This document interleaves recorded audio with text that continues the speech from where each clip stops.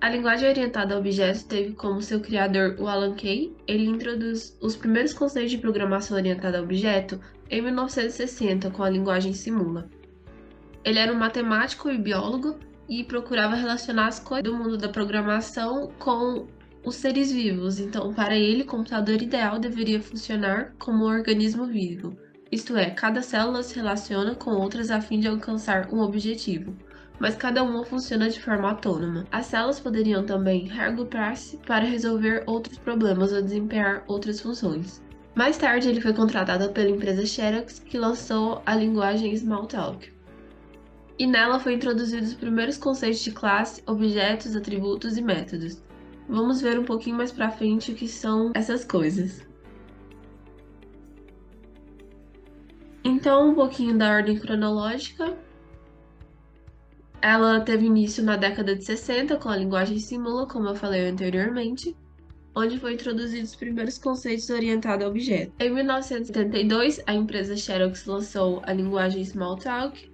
Em 1980, a linguagem C++, que é uma linguagem híbrida derivada da linguagem C, adotou os conceitos da programação orientada a objeto. Mais tarde, em 1983, a linguagem Ada, que foi criada para o uso militar, também começou a aderir essa forma de programação orientada a objeto. E em 1984, veio a linguagem Eiffel, que foi introduzir as primeiras características formais da linguagem orientada a objeto. E em 1986 veio a linguagem Object Pascal, que é uma linguagem orientada a objetos também. E finalmente em 1995 veio a linguagem Java, que é uma linguagem puramente orientada a objeto, e ela é muito popular nos dias de hoje. A partir disso, várias linguagens começaram a agregar o conceito de programação orientada a objeto. Em 2000, a plataforma NET, assim, a programação orientada a objeto é um paradigma de programação muito poderoso, que permite que os desenvolvedores criem programas mais flexíveis. Hoje em dia, é amplamente utilizada em diversos tipos de aplicações, desde sistemas embarcados até aplicações de grande porte em nuvem. A programação orientada a objeto possui alguns pilares, dentre eles estão a abstração, encapsulamento, herança e polimorfismo. Vamos ver um pouco sobre a abstração. A abstração consiste em extrair coisas do mundo real para dentro de um código com suas características e ações bem definidas. Assim, esconder os detalhes da implementação de terceiros. Nessa abstração, é feita com que os desenvolvedores se concentrem apenas nas características essenciais desse objeto. Por exemplo, se você vai fazer um cadastro de pessoas, você pode pegar o nome, CPF, mas se você pegar, tipo, por exemplo, a cor dos olhos, isso, dependendo do que você quer, não vai ser uma coisa relevante para o seu objeto. Então, essa abstração consiste em extrair as características essenciais para o objeto. Agora vamos ver o encapsulamento. No encapsulamento, é feito o processo de esconder os detalhes internos de um objeto do mundo exterior. Assim, garante a proteção do objeto de alterações não autorizadas. O encapsulamento é uma técnica essencial da programação orientada a objeto que ajuda a proteger e organizar o código, garantindo a sua manutenção e evolução. Nesse caso, podemos ver o exemplo de um carro. Geralmente, quando você vai dirigir um carro, você não se preocupa com a parte mais interna dele. Você sabe que possui o volante, as marchas. Você não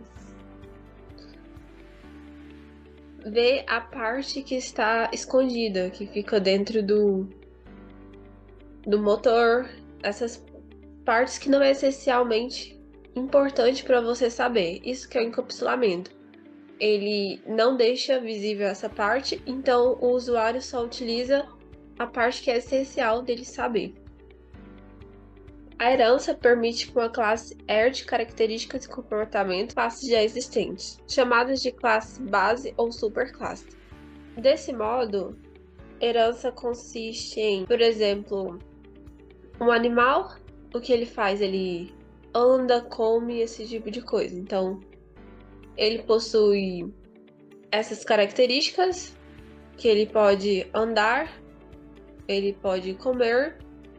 E então, por exemplo, quem herda essa classe possui essas mesmas características e mais algumas que é mais especializada dessa classe. Então, na herança permite a reutilização de códigos para outro tipo de aplicações. Agora vamos ver sobre o polimorfismo. O polimorfismo é a capacidade de um objeto assumir diferentes formas, ou seja, se comportar de maneiras diferentes em contextos diferentes. Ele é uma técnica poderosa para a programação orientada a objetos que ajuda a tornar o código mais flexível, extensível e fácil de se manter. Geralmente, o polimorfismo é utilizado como sobrecarga ou supercarga. Você pega um método e, para diferenciar essas classes, esses métodos, você pode sobrescrever ele como em herança. Daí possui o método na classe herança. Então, na classe filha, ele vai ter esse mesmo método fazendo coisas diferentes. Como, por exemplo, comer. Pode ser diferente para cada animal. Então, na classe mãe vai ter esse método e na classe filha você pode implementar alguma coisa a mais. E também possui a sobrecarga, que seria esse mesmo método com diferentes parâmetros. Então, é isso, os 4 pilares. Eu passei só aqui por cima. A programação orientada a objetos também possui alguns benefícios. Dentre eles estão que ele é confiável, ou seja, ele confere ao sistema maior clareza e, mediante a esses 4 pilares, como por exemplo, encapsulamento, que não deixa você ver as coisas por trás que você não necessita. Então, ele é um método seguro que não deixa você fazer as alterações que não são relevantes. Então, ele é um método seguro, ou seja, confiável. Ele é oportuno, pois ele se aproxima mais do mundo real, modelando objetos reais e seus comportamentos, bem como relacionando entre esses objetos a orientação ao objeto. Ele também é um código ajustável, porque ele é mais fácil de identificar um erro, caso você precise, por ele ser um código mais fácil de localizar esses problemas. Outro benefício é que ele é extensível, ou seja, você pode utilizar de alguns dos pilares, como a herança e o polimorfismo, que permite a inclusão de funcionalidades e torna o sistema de uma forma mais direta a programação dele. Ele também é um código reutilizável. Por ser orientado a objeto, ele permite que você reutilize, por exemplo, a herança, a classe mãe, você obtenha todos aqueles métodos. E ele também é uma linguagem natural. Como já foi dito, o Alan, que foi o criador do conceito da programação orientada a objeto e da primeira linguagem orientada a objeto, ele queria que essa linguagem fosse natural, aproximando as coisas do mundo real. E assim, ela relaciona as entidades do mundo real com as ferramentas nas quais o desenvolvedor dispõe da linguagem de programação escolhida. Então, esses são os benefícios da programação orientada a objeto. Hoje em dia, algumas linguagens se destacam na programação orientada a objeto, dentre elas estão a Java, que possui uma ampla gama de aplicações e ferramentas e recursos para o desenvolvimento de sistemas orientados a objeto.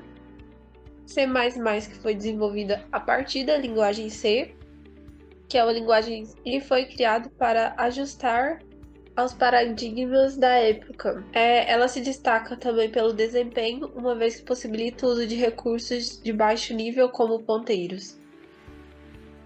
O C# também foi criado com forte influência em outras linguagens de programação, como a Object Pascal e também especialmente o Java. Essas foram as principais linguagens de programação orientada a objeto.